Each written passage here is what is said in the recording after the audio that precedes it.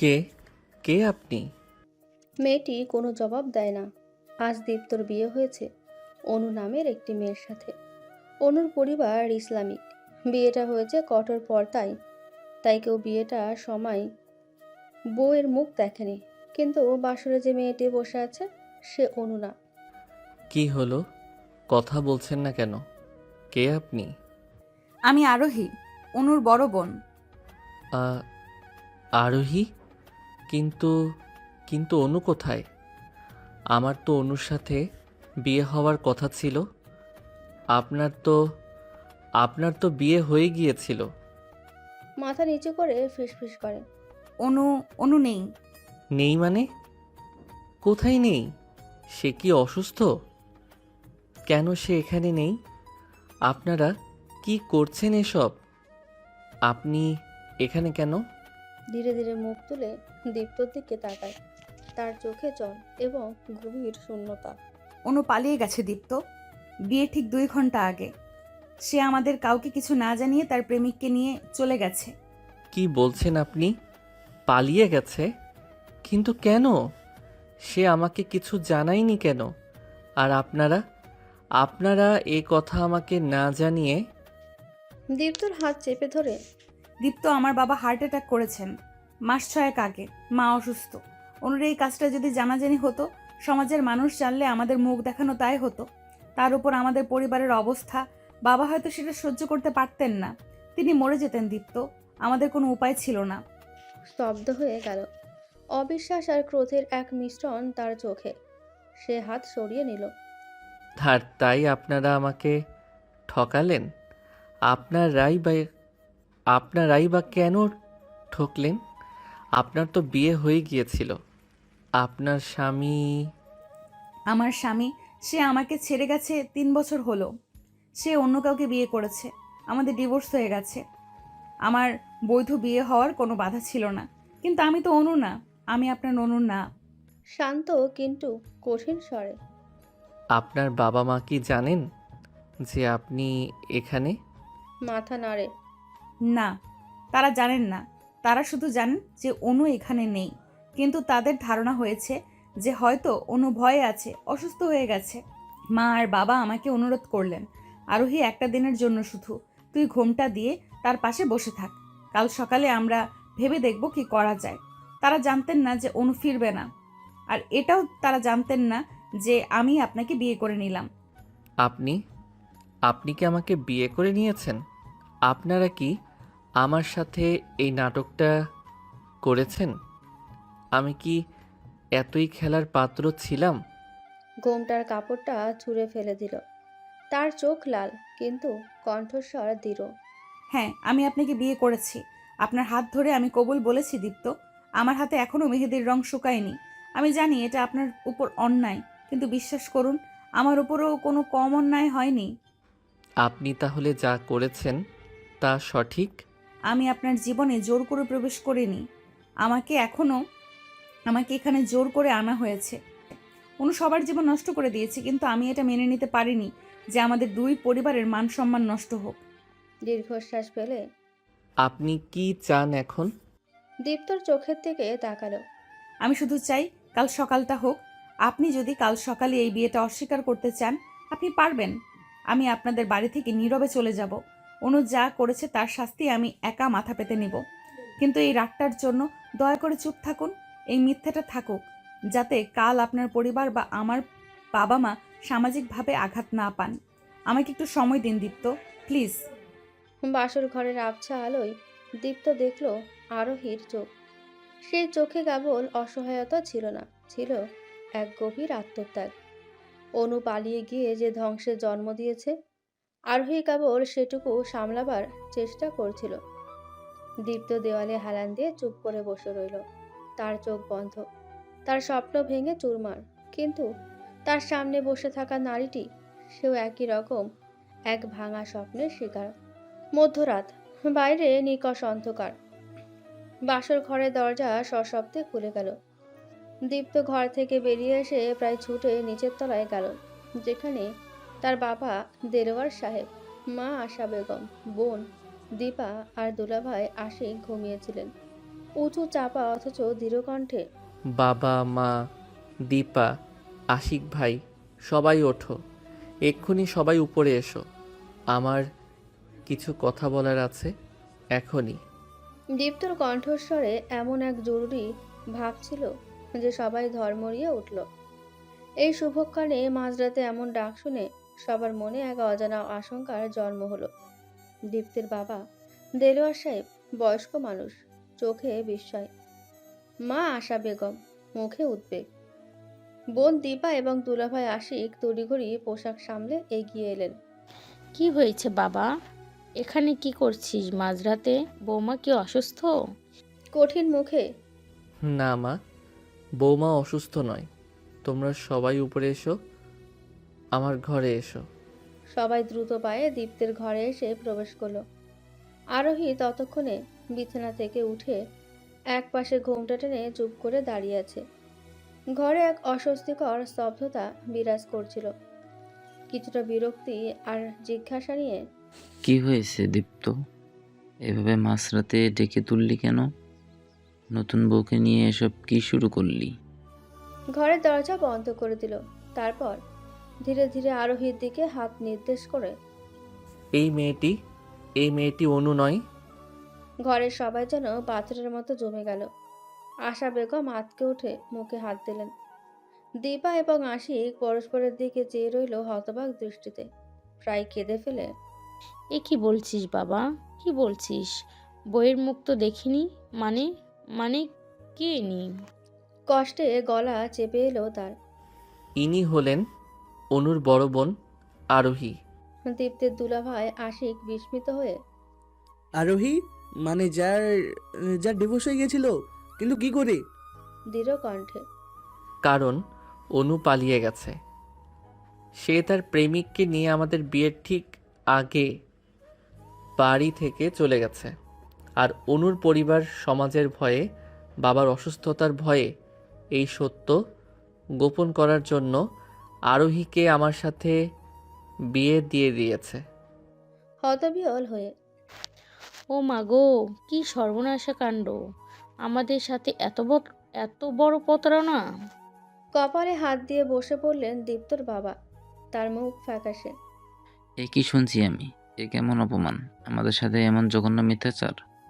আরোহীর দিকে কঠিন চোখে তাকিয়ে দীপ্তর বোন দীপা বলে। আপনি কেন রাজি হলেন? আপনি আমাদের ঠকালেন কেন?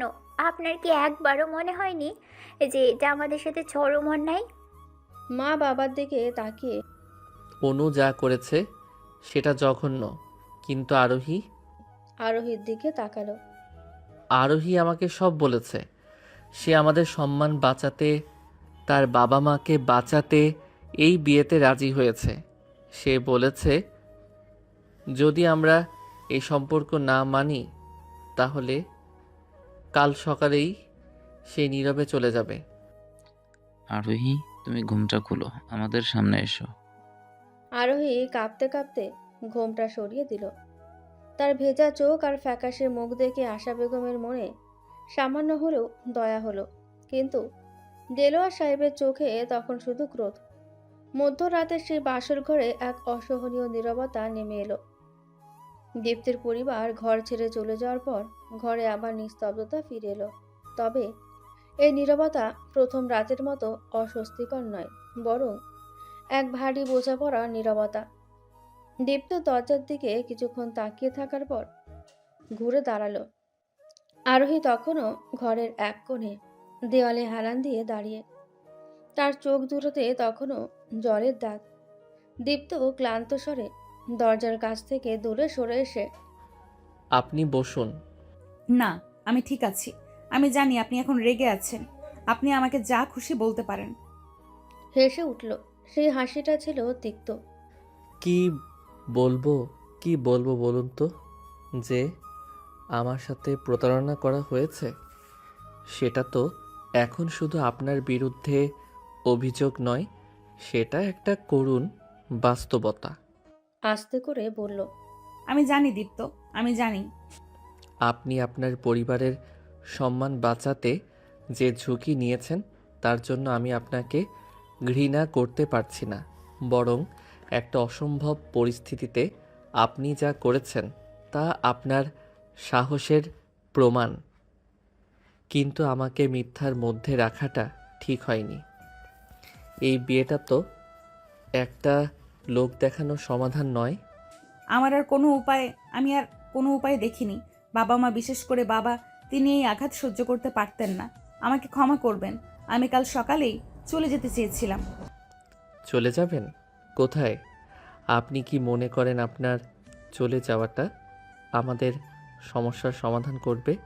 লোকে তো জানবে না অনু পালিয়ে গেছে, তারা শুধু দেখবে বাসর রাতেই বউ চলে গেছে। তাতেও তো আমার পরিবারের মান যাবে। দীপ্ত জানালার দিকে এগিয়ে গেল। রাত গভীর, কিন্তু তার ভেতরের দুশ্চিন্তা তাকে ঘুমাতে দিচ্ছিল না। জানালার দিকে তাকিয়ে, দেখুন আরোহী, অনু আমাদের দুজনের জীবনটাই এক লহমায় পাল্টে দিয়েছে, কিন্তু আমরা এখন এই মুহূর্তের পরিস্থিতিটা সামাল দেব, অন্তত আপাতত। আপনি কি করতে চান? দীপ্ত ঘুরে দাঁড়ালো, চোখে দৃঢ়তা। আমি আপনার মা বাবাকে ডাকতে চাই। আমি তাদের কাছ থেকে সব শুনতে চাই। তারা কিভাবে আমার সাথে এমনটা করতে পারলেন তা আমার জানা দরকার। তারপর আমরা ঠিক করব এই সম্পর্কটা লোক দেখানো একটা চুক্তি হবে, নাকি এর একটা সম্মানজনক পরিণতি দেওয়া যায়। আতঙ্কিত হয়ে, আমার বাবা তো খুব অসুস্থ। তিনি এই চাপ সহ্য করতে পারবেন না। প্লিজ দীপ্ত, আপনি যা চান আমাকে বলুন, আমি আপনার সব কথা মানব। কিন্তু বাবা... আপনি চিন্তিত হবেন না, আমি চিৎকার বা অপমান করব না। তবে এই বিষয়টা তাদের এড়িয়ে গিয়ে সমাধান করা সম্ভব নয়। তারা এই ঘটনার মূল হোতা। আপনি এক্ষুনি তাদের ফোন করুন, বলুন আমাদের পরিবার তাদের এখনই ডাকছে। আপনি তাদের নাম বলুন। দীর্ঘশ্বাস ফেলে, হতাশা আর ভয়ের মিশ্রণে, আমার বাবার নাম আশরাফ খান, মায়ের নাম আয়লা খাতুন।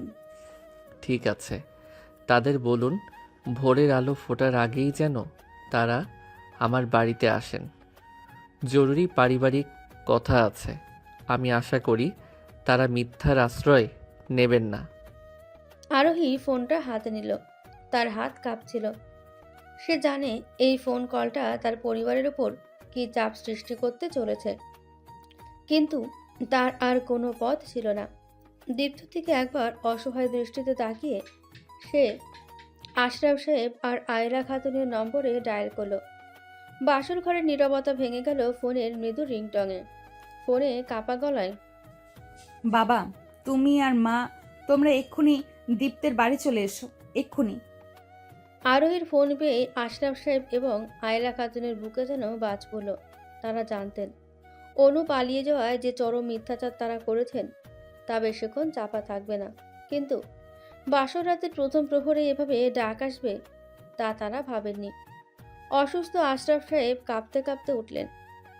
আয়লা খাতুন দু হাতে তার স্বামীর হাত চেপে ধরে কাঁদতে লাগলেন, কান্নাজড়িত কণ্ঠে, এ কি হলো আমাদের? এ কেমন বিপদ! অনু আমাদের ডুবিয়ে দিল। এখন কি হবে গো? দেলোয়ার সাহেব যদি অপমান করেন? দুর্বল কিন্তু দৃঢ় কণ্ঠে, কেঁদো না আয়লা, যা হওয়ার হয়ে গেছে। আরোহী একা সব সামলাচ্ছে, ওকে এভাবে ফেলে দেওয়া যায় না। যেতে তো হবেই, সত্যের সম্মুখীন হতেই হবে। ফজরের আজান তখনও পড়েনি। ঘোর অন্ধকার আর শিশিরের ঠান্ডা ভেঙে তারা দুজন দীপ্তর বাড়িতে এসে পৌঁছালেন। গাড়ি থেকে নামার আগেই তারা দেখলেন দীপ্তর বাড়ির মূল ফটকের ভেতরেই আলো জ্বলছে। দেলোয়ার সাহেব নিজে এসে গেট খুলেন। কাঠিন্য মিশ্রিত এক শীতল কণ্ঠ, আসুন আশরাফ সাহেব, আসুন, আপনারা ভেতরে আসুন। দেলোয়ার সাহেবের মুখ দেখে আশরাফ সাহেব এবং আয়লা খাতুন বুঝতে পারলেন সব ফাঁস হয়ে গেছে। দেলোয়ার সাহেব চেহারায় কোনো রাগ ছিল না, ছিল শুধু চরম অপমান আর হতাশার ছাপ। আশা বেগম এবং দীপা বাড়ির বসার ঘরেই অপেক্ষারত ছিলেন, হাত কসলাতে কসলাতে মাথা নিচু করে। দেলোয়ার সাহেব, আমার শরীরটা। শান্তভাবে বাধা দিয়ে, শরীরের কথা পরে হবে, আশরাফ সাহেব, আগে চলুন বসা যাক। আপনারা এমন জঘন্য একটা কাজ কেন করলেন সেই কারণটা তো জানা দরকার। বাসর ঘরে প্রবেশ করতেই আরোহীর বাবা মা দেখলেন দীপ্ত, আরোহী, দেলোয়ার সাহেব, আশা বেগম, দীপা এবং আশিক সবাই কঠিন দৃষ্টিতে তাদের দিকে তাকিয়ে আছেন। ঘরের ঠিক মাঝখানে যেন কাঠগড়ায় দাঁড়িয়ে আশরাফ সাহেব এবং আয়লা খাতুন। আরোহী তার বাবা মাকে দেখে কেঁদে ফেলল। কাঁদতে কাঁদতে আরোহীর দিকে ছুটে যেতে চাইলেন, কিন্তু আশা বেগম ধমকে উঠলেন। আমার অনু কোথায় মা? অনু কি করছে আমাদের সাথে? অনু কি করেছে সেটা তো আপনারা মেয়ে এখন আমাদের জানিয়েছে। আপনি আপনার মেয়েকে ধরবেন না, বরং বলুন কেন আপনারা আমাদের ছেলেকে, আমাদের পরিবারকে এমনভাবে অপমান করলেন? দীপ্তর দিকে তাকালেন, তার চোখ কৃতজ্ঞতা আর অপরাধবোধে ভরা। দীপ্ত, বাবা, আমি তোমার কাছে হাত জোর করে ক্ষমা চাইছি। আমার মেয়ে অনু যে আমাদের বংশের নাম ডুবিয়ে দিল, আমি সমাজের চোখে মুখ দেখাতে পারছিলাম না। আর আমার শরীর। টেবিলে হাত রেখে দৃঢ়ভাবে। সামাজিকতার ভয় আপনাদের এক রাতে দূর হয়ে যেতে আশরাফ সাহেব যত মিথ্যা দিয়ে যে সম্পর্ক তৈরি করলেন তা আমাদের সারা জীবন সম্পর্ক। আপনারা এটা কিভাবে পারলেন? কেন আপনারা আমাদের ছেলে দীপ্তির জীবন নষ্ট করতে চাইলেন? বসার ঘরে তখন চরম উত্তেজনা। এক পাশে অপমানিত দীপ্তর পরিবার, অন্য পাশে অপরাধী আরোহীর পরিবার। আর এই দুজনের মাঝখানে বসে আছে দীপ্ত, যার চোখে তখন কোনো ক্ষোভ নয়, বরং ছিল ভবিষ্যতের জন্য এক কঠিন সিদ্ধান্ত নেওয়ার প্রস্তুতি। দেলোয়ার সাহেব এবং আশরাফ সাহেব, দুই পরিবারের প্রধানের মাঝখানে চাপা উত্তেজনা চলছিল। আশরাফ সাহেব তখন কাঁপতে কাঁপতে মেঝেতে বসে পড়ার মতো অবস্থা, মাথা নিচু করে করুণ স্বরে। দেলার সাহেব, আমি জানি আমার কোনো যুক্তি খাটে না। আমার মেয়ে আমাদের মুখ ছোট করেছে, কিন্তু বিয়েটা তো হয়ে গেছে। আরোহী আমার বড় মেয়ে, সে অনু নয়, কিন্তু সে তো আপনার পুত্রবধূ। এখন যদি আপনারা ওকে না মানেন, সমাজ তো বলবে এই পরিবারটি বিয়ে ভেঙে দিয়েছে। আপনারা কি চান বলুন? আপনারা যা বলবেন আমরা তাই মানব। দীর্ঘশ্বাস ফেলে চোখ বন্ধ করলেন। আশা বেগমের মুখের দিকে তাকালেন। আশা বেগমের চোখে তখন রাগ কিছুটা কমে গিয়ে এক অসহায়ত্বের ছাপ। কি চাইবো আশরাফ সাহেব? আপনারা তো চাওয়ার আর কিছু রাখেননি। আমার ছেলে যা পাওয়ার কথা ছিল তা পায়নি, কিন্তু দীপ্তর দিকে তাকালেন। বিয়েটা তো হয়ে গেছে। আইনগত এবং সামাজিকতাও এখন আরোহী আমাদের বাড়ির বউ। আমিও এক কথার সাথে একমত। আমার ছেলের সাথে যা হয়েছে তা মেনে নেওয়ার মতো নয়, কিন্তু আমার ছেলের ভবিষ্যৎ, তার সম্মান, সব কিছুই এখন এই বিয়ের সাথে জড়িয়ে আছে। আমরা যদি এখন এই সম্পর্ককে অস্বীকার করি, তাহলে মানুষের কাছে আমরা হাসির পাত্র হব। মানুষ বলবে আমাদের ছেলের ভাগ্য খারাপ। কিছুটা অপ্রস্তুত হয়ে, কিন্তু বাবা, মা, ভাইয়া কি রাজি হবে? এবার দীপ্ত কথা বলল। সে টেবিল থেকে উঠে দাঁড়ালো। তার কণ্ঠস্বর শান্ত কিন্তু অত্যন্ত কঠিন। আমি রাজি। দীপ্তর এই কথায় ঘরের সবাই যেন স্তম্ভিত হয়ে গেল। আরোহী চোখ তুলে দীপ্তর দিকে তাকালো, বিস্ময় আর অবিশ্বাসের দৃষ্টিতে আশরাফ সাহেব এবং আয়লা খাতুনের দিকে তাকিয়ে। আপনারা আমার সাথে যা করেছেন তা জঘন্যতম অপরাধ, কিন্তু আমার কাছে এখন আমার পরিবারের সম্মান এবং আরোহীর সম্মান দুটোই গুরুত্বপূর্ণ। অনু যা করেছে তার শাস্তি আরোহী বা আমার পরিবার কেউই পেতে পারে না। বিয়ে হয়ে গেছে, তাই আরোহী আমাদের পরিবারের পুত্রবধূ আর আমার স্ত্রী। ধীরে ধীরে সম্মতি জানালেন। ঠিক বলেছিস বাবা, এটা এখন আমাদের ভাগ্য, আমাদের পরিস্থিতি মেনে নিতে হবে। আশরাফ সাহেব, আপনাদের মেয়ে অনু আমাদের সাথে বিশ্বাসঘাতকতা করেছে, কিন্তু আরোহী এখান থেকে আমাদের বাড়ির মেয়ে। আনন্দে প্রায় কেঁদে উঠলেন। আপনারা এত বড় বর্ণের মানুষ, আমি কি বলে আপনাদের ধন্যবাদ জানাবো? আরোহী, তুমি গিয়ে তোমার শ্বশুর শাশুড়িকে সালাম করো। আশা বেগমকে জড়িয়ে ধরে কেঁদে উঠলেন। বিয়েন, আপনার ঋণ আমরা কোনোদিন শোধ করতে পারবো না। আপনারা আমার মেয়েকে আশ্রয় দিলেন। আরোহী তখনও স্তব্ধ হয়ে দাঁড়িয়ে। তার চোখে আনন্দ নয়, ছিল এক গভীর শূন্যতা। সে জানত এই বিয়েতে তার স্বামী তার উপর কোনো অধিকার প্রতিষ্ঠা করতে পারবে না। সে এগিয়ে গিয়ে দেলোয়ার সাহেব ও আশা বেগমের পায়ে হাত দিয়ে সালাম করল। তারা দুইজন দ্বিধা কাটিয়ে আরোহীকে বুকে টেনে নিলেন, কিন্তু দীপ্ত তখনও দূরে দাঁড়িয়ে। আশরাফ সাহেব, আপনারা এখন যান। কাল সকালে আপনারা সবাই আবার আসবেন। আরোহী যেন কোনো অভাব বোধ না করে, সেই দায়িত্ব এখন থেকে আমাদের। কিন্তু একটা কথা মনে রাখবেন, অনু যেন কোনো দিন আমার বা আরোহীর কাছে ফিরে না আসে।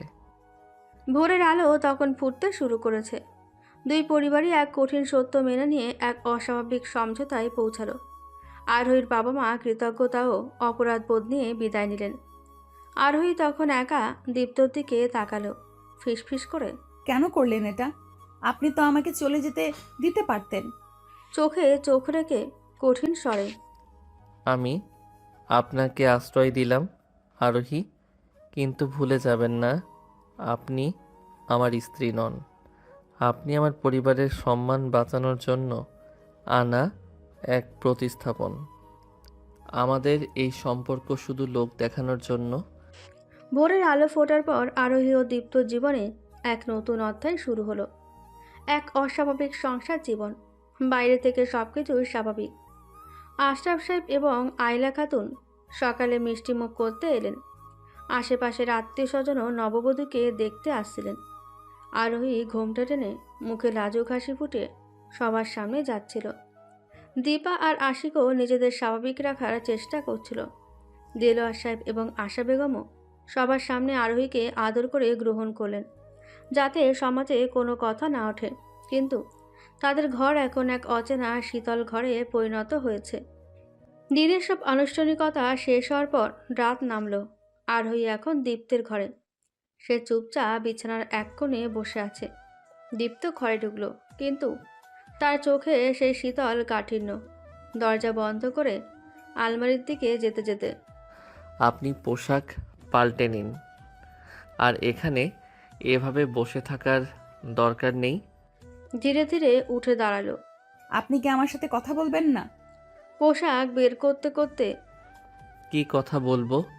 বাসর রাতে আমাদের দুজনের যে কথা হওয়া উচিত ছিল, সেটা তো অনেক আগেই শেষ হয়ে গেছে। এখন আমাদের মধ্যে যা আছে তা শুধু একটা চুক্তি। কষ্ট নিয়ে। চুক্তি? হ্যাঁ, চুক্তি।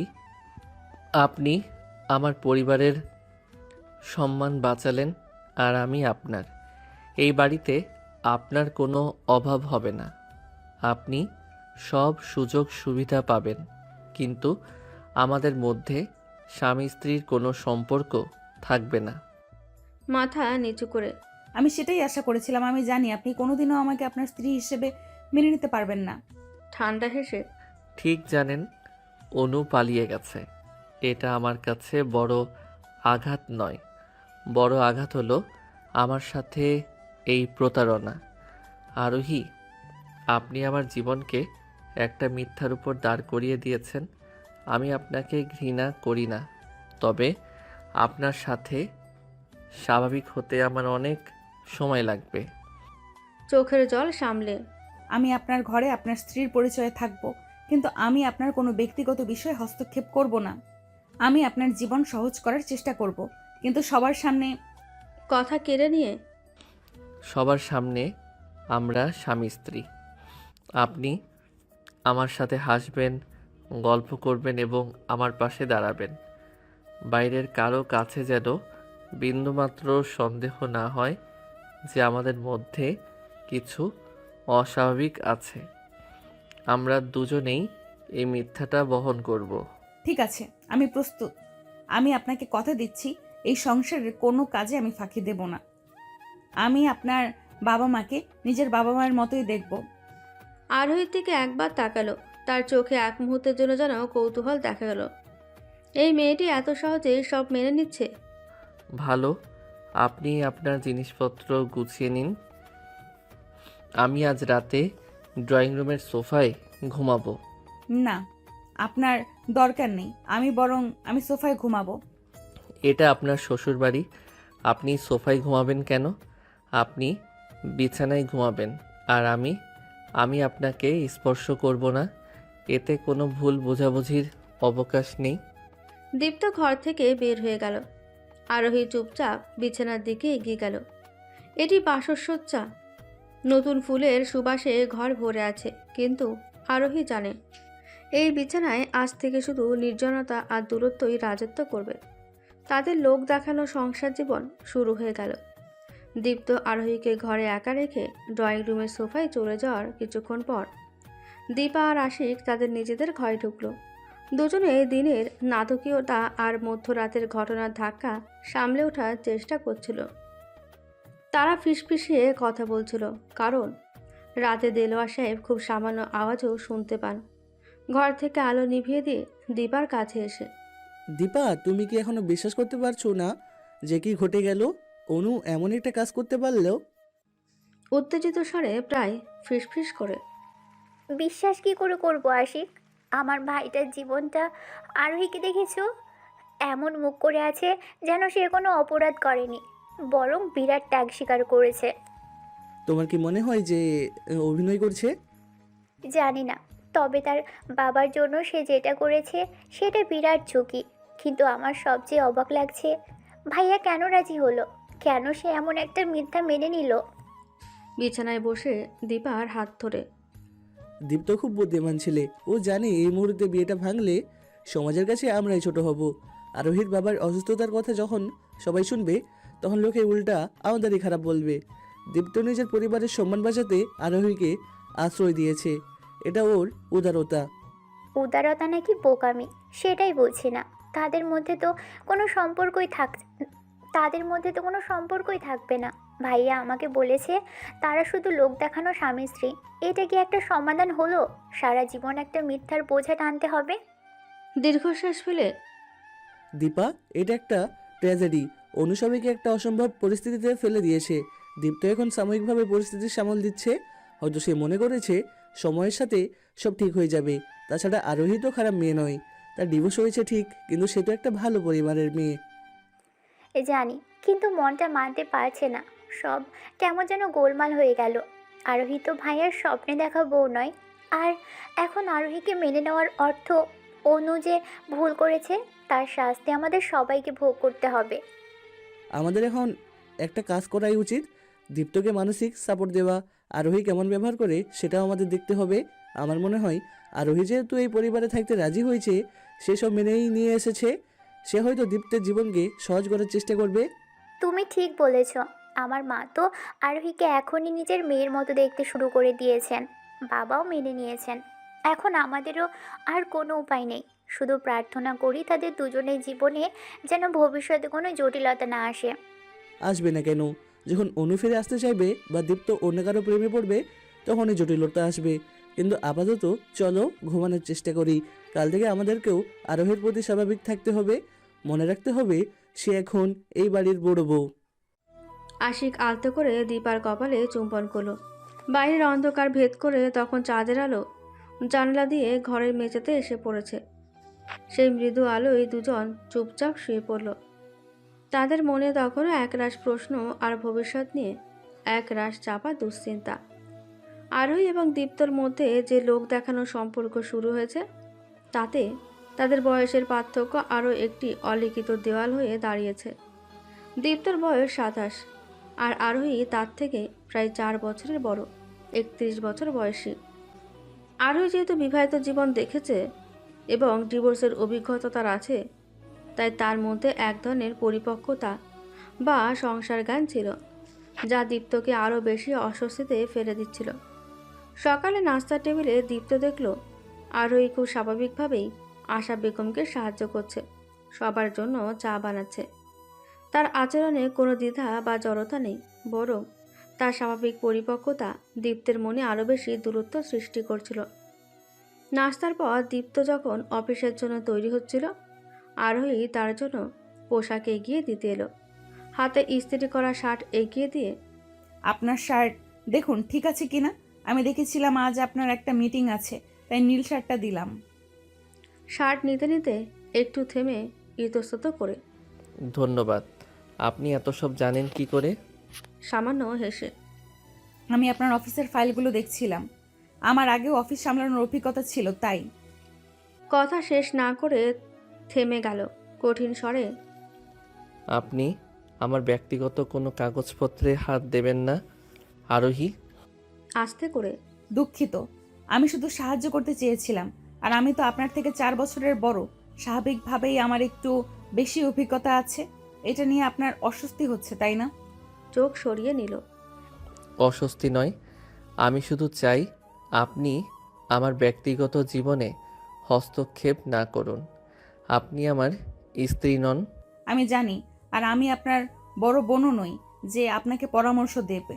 কিন্তু আমার বয়স, আমার অভিজ্ঞতা আপনাকে যদি বিব্রত করে, আমি চেষ্টা করব সেটা লুকিয়ে রাখতে। লুকিয়ে রাখার দরকার নেই। যা সত্যি তা সত্যি। আপনি আমার থেকে 4 বছরের বড়। আপনার বিবাহ এবং ডিভোর্সের অভিজ্ঞতা আছে, আমার কিছুই নেই। এই পার্থক্যটা আমাদের মাঝে থাকবেই। এটাই আমাদের সম্পর্কের আরেকটা অলিখিত দেয়াল। এই সময়ে আশা বেগম ঘরে ঢুকলেন। তিনি দেখলেন দীপ্ত তৈরি হচ্ছে। আরোহী তার পাশে দাঁড়িয়ে হাসি মুখে। কি রে, তোদের এত কি কথা হচ্ছে? দীপ্ত, তুই আরোহীকে সাথে নিয়ে যা না কেন? বউকে আজ প্রথম দিনে অফিসে দেখাতে নিয়ে যাবি না? না মা, আমার আজ অনেক কাজ। আরোহী বরং তোমার সাথে থাকুক। স্বাভাবিক হওয়ার চেষ্টা করে। হ্যাঁ মা, আমি আজ বরং আপনার সাথে থাকি। বাড়িটা ভালোভাবে গুছিয়ে নিতে হবে। দীপ্তকে উদ্দেশ্য করে। শোন, তোর যেন আবার বইয়ের বয়সের কথা মনে না পড়ে। এই যুগে 4 বছর কোনো ব্যাপারই না। আর তোর মা হিসাবে বলছি, অভিজ্ঞতা খারাপ নয়। অভিজ্ঞ মানুষ সংসারটাকে আরও ভালোভাবে সামলায়। যা, আর দেরি করিস না। আশা বেগমের কথায় দীপ্তের রাগ আরও বাড়ল। সে এক প্রকার ক্ষোভ নিয়ে ঘর থেকে বেরিয়ে গেল। তার মনে হলো তার পরিবারও যেন এই বয়সের পার্থক্যটাকে বারবার স্বাভাবিক করার চেষ্টা করছে, যা তার কাছে আরও বেশি চাপ সৃষ্টি করছিল। আরোহী তখন শুধু মুচকি হাসল। সে জানত এই যুদ্ধে তার বড় পরিচয়টাই দীপ্তর জন্য এক বড় চ্যালেঞ্জ। মনে মনে আমাকে এই সংসারটা সামলাতেই হবে। দীপ্ত আমাকে সম্মান না দিক, অন্তত যেন বিশ্বাস করে। আরোহী তার পরিপক্কতা আর আগের সংসারের অভিজ্ঞতা কাজে লাগিয়ে দ্রুতই দীপ্তের বাড়িতে নিজের জায়গা তৈরি করে নিচ্ছিল। সে কেবল আশা বেগমকে কাজে সাহায্য করছিল না, বরং বাড়ির ছোটোখাটো সমস্যাগুলো দ্রুত সমাধান করে ফেলছিল। বাড়ির পরিবেশ আগের চেয়েও গোছানো হয়ে উঠেছিল। কিন্তু আশা বেগমের মনে এক গভীর দ্বন্দ্ব ছিল। একদিকে পুত্রবধূর দক্ষতা, অন্যদিকে লোক চিন্তার ভয় এবং অপছন্দের চাপা আবেগ। দিন দুয়েক পর দুপুরে আশা বেগম এবং দিলওয়ার সাহেব ড্রয়িং রুমে বসে চা খাচ্ছিলেন। আরোহী তখন ওপরে নিজের ঘরে ছিল, বিরক্ত মুখে দেলোয়ার সাহেবের দিকে তাকিয়ে। দেখলেন তো মেয়েটা কেমন ঝটপট সব কাজ সামলে নিয়েছে। আমার রান্নাঘরে আরোহী না এলে আমার হাত পা চলতো না, সব গুছিয়ে দিয়েছে। খবরের কাগজ পড়তে পড়তে। তাতে কি হলো, কাজ ভালো করেছে, এটাই তো আসল। আর তোমার তো কাজ কমছে। দীর্ঘশ্বাস ফেলে। কাজ কমেছে ঠিকই, কিন্তু মনটা শান্তি পাচ্ছে না। এটা তো অনু নয়, আমি মনের মতো করে বৌমা বেছে নিছিলাম। সেই মেয়েটা কিনা পালিয়ে গেল। আর এখন এই মেয়ে আমার দীপ্তর থেকে 4 বছরের বড়, ডিভোর্সি। কাগজ নামিয়ে রেখে। আশা, তুমি কি বলতে চাও? আমরা কি এখন ওকে বের করে দেব? যা হওয়ার হয়ে গেছে। আরোহী খুব ভালো মেয়ে, তার অভিজ্ঞতা আছে, তাই তো সংসারটা ভালো সামলাচ্ছে। দীপ্তিও তো মেনে নিয়েছে। তুমি আর এটা নিয়ে খুঁত খুঁত করো না। দীপ্ত কি মেনে নিয়েছে? তারা তো স্বামী স্ত্রী হিসাবে এক ঘরে থাকে না। দীপ্তর কপালে এমন হলো, আমার মন মানে না। দেলোয়ার, আমি কোনোদিন অনুকে ভুলতে পারবো না। আরোই হাজার ভালো কাজ করলেও আমার মনে সেই মেয়ে যে আমার দীপ্তর জীবনে জোর করে ঢুকেছেন। বিকেলে আশা বেগম পাড়ার কিছু কাকিমার সাথে ছাদে হেঁটে গল্প করছিলেন। নতুন বইয়ের প্রসঙ্গ উঠতেই কাকিমাদের ফিসফিসানি শুরু হলো। নতুন বউ নাকি খুবই লক্ষ্মী, সব কাজ নাকি একা হাতে সামলাচ্ছে, কত গোছানো। মুখ টিপে হেসে। গোছানো তো হবেই গো, বাপের বাড়িতে তো এক সংসার সামলে এসেছে, অভিজ্ঞতা তো আছেই। লজ্জা আর রাগে লাল হয়ে কি বলছিস রে তোরা? আস্তে করে ফিসফিস করে। আর বলিস না, আমরা তো সব শুনেছি। তোর ভাসুরের মেয়ে বলেছিল বৌমা নাকি দীপ্তর থেকে 4 বছরের বড়, আর আগে নাকি তার বিয়েও হয়েছিল। শুনেছিলাম তার নাকি ছাড়াছাড়ি হয়ে গেছে। কর্কশ স্বরে। এইসব বাজে কথা বলবি না, এইসব মিথ্যা রটনা। মেয়েদের নামে বদনাম রটাচ্ছিস কেন? আহারে, শুধু শুধু রটনা কেন হবে? যা হওয়ার হয়ে গেছে। কিন্তু এত ভালো ছেলের কপালে শেষমেশ একটা বয়স্ক ডিভোর্সি মেয়ে, তোর মন তো ভাঙবেই। আমাদেরই খারাপ লাগছে। অনু নাকি দেখতে পরি ছিল। কাকিমাদের কথাগুলো আশা বেগমের মনে বিষের মতো বিঁধল। তিনি রাগে অপমানে আরোহীর ওপর আরও বেশি বিরক্ত হয়ে উঠলেন। তিনি দ্রুত নিচে নেমে এলেন। আশা বেগম সিঁড়ি দিয়ে নামতে নামতে দেখলেন আরোহী বারান্দায় দাঁড়িয়ে গাছগুলোর পরিচর্যা করছে। আরোহীর কোনো দোষ না থাকলেও আশা বেগমের মনে হলো এই লোকনিন্দা, এই অপমানের কারণ শুধু আরোহী। তীক্ষ্ণ দৃষ্টিতে আরোহীর দিকে তাকিয়ে কিন্তু সরাসরি কোনো কথা না বলে, তোমার তো দেখছি হাত পা চলে ভালোই। বারান্দার সব গাছ কি তোমার বাবার বাড়ি থেকে নিয়ে এসেছো? এই বাড়ির জিনিসপত্র তোমার পছন্দ হচ্ছে না? আচমকা শাশুড়ির এমন রুক্ষ আচরণে চমকে উঠল আরোহী। শান্তভাবে, না মা, আমি শুধু মরা পাতা ছেটে দিচ্ছিলাম। ঘরদোর সব আপনার পছন্দ অনুযায়ী সাজাবো। আর কোনো কথা না বলে রাগে ফুঁসতে ফুঁসতে রান্নাঘরের দিকে চলে গেলেন আশা বেগম। আরোহী বুঝতে পারল আশা বেগম তাকে এখনও মন থেকে মেনে নিতে পারেনি। বাইরের লোকের খোঁচা আর নিজের অপছন্দের কারণেই তার শাশুড়ি ভেতরে ভেতরে পড়ছেন। আরোহী দীর্ঘশ্বাস ফেলল। সে জানত এই যুদ্ধে জয়ী হতে তাকে কেবল দীপ্ত নয়, তার শ্বশুর শাশুড়ি এবং সবার মন জয় করতে হবে। দীপ্ত আর আরোহীর লোক দেখানো সংসার যখন সবেমাত্র এক অদ্ভুত রুটিনে অভ্যস্ত হচ্ছে, তখনই তাদের জীবনে এলো অপ্রত্যাশিত এক পরিবর্তন। একদিন রাতে খাবারের টেবিলে দেলোয়ার সাহেব দীপ্তকে জিজ্ঞেস করলেন, তোর অফিসের কি খবর? দীপ্ত তখন ঘোষণা করলো সেই খবর যা তার জীবনে আরও এক নতুন জটিলতা নিয়ে এলো খাবার টেবিলে। আমার একটা বদলির অর্ডার এসেছে বাবা। অবাক হয়ে, বদলি কোথায়? ঢাকায়, হেড অফিসে। Permanent transfer. কালই কনফার্মেশন লেটার এসে যাবে। বাড়ির সবাই খুশি হলো। ঢাকায় বদলি মানে কেরিয়ারের উন্নতি। কিন্তু আশা বেগম আরোহীর দিকে তাকালেন, খুশি হয়েও উদ্বেগ নিয়ে। এত খুব ভালো খবর, কিন্তু এখন কি হবে? আরোহীকে নিয়ে যাবি তো? দৃঢ় কণ্ঠে নিজের অজান্তেই আরোহীর দিকে একবার তাকিয়ে। না মা, আমার ওখানে প্রথমে একটা ছোট অফিস কোয়ার্টার পাবো, খুব কম দিনের জন্য। আমি চাইছি প্রথম 1-2 মাস আমি একা গিয়ে সেটেল করি, তারপর সব কিছু গুছিয়ে আরোহীকে নিয়ে যাব। সাথে সাথেই আপত্তি তুললেন, এ কি বলছিস তুই? এই তো কদিন হলো বিয়ে হলো, এখন বউকে ফেলে রেখে একা একা যাবি? পাড়ার লোক কি বলবে, সমাজ কি বলবে? বলবে বিয়ে করে বউকে ফেলে রেখে চলে গেল। নির্ঘাত বইয়ের কোনো খুঁত আছে? শান্তভাবে কিন্তু চাপ দিয়ে। আচ্ছা, ঠিকই বলেছে দীপ্ত। তুই সদ্য বিবাহিত, আরোহী এখন আমাদের পরিবারের সম্মান। তুই ওকে একা রেখে গেলে সবাই কানাঘুষা করবে। আরোহীর বাবার পরিবার সবে সমাজে মুখ দেখানোর সাহস পাচ্ছে, তাদের আবার অপদস্থ করিস না। ভাইয়ের পক্ষ নিয়ে, ভাইয়া তো ঠিকই বলেছে বাবা, নতুন জায়গায় গুছিয়ে নিতে সময় লাগবে। আরোহী মার সাথে থাকলে মায়েরও সুবিধা হবে। পরিস্থিতি বুঝে, দীপ্ত শোনো, তুমি বরং আরোহীকে সাথে নিয়ে যাও। তোমার কাজ শেষ হয়ে গেলে আরোহী তখন ফিরে আসতে পারে, কিন্তু প্রথম যাওয়াটা একসাথে হওয়া উচিত, এটাই সামাজিক নিয়ম। ভেতরে ভেতরে প্রচণ্ড বিরক্ত হলো। তার মনে হলো সবাই যেন তাকে বাধ্য করছে, তার এই মিথ্যা বিয়ের বোঝাটাকে টেনে নিয়ে যেতেই হবে। কিন্তু আমার তো ওকে নিয়ে যেতে মন চাইছে না।